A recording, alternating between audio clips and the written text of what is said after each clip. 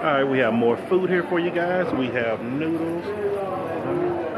Okay, here we go, more. We got a bora box. Oh wow, they got a vegetable kimbap. I'm gonna have to end up trying that. Oh, Korean fried chicken, yo.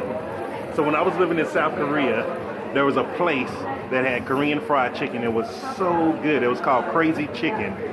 We used to line up for an hour and just to eat that stuff. It was really delicious. So that's just a good memory there. Soon veggie, nice.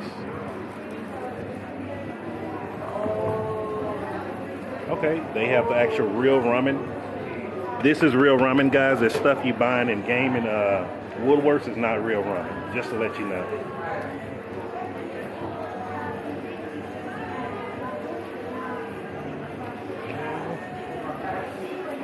Then there's the magic back there being fried up, guys. The Korean fried chicken. Now, I'm about to be a fatty. Let me see if I can get some kimbap. I'll see you later.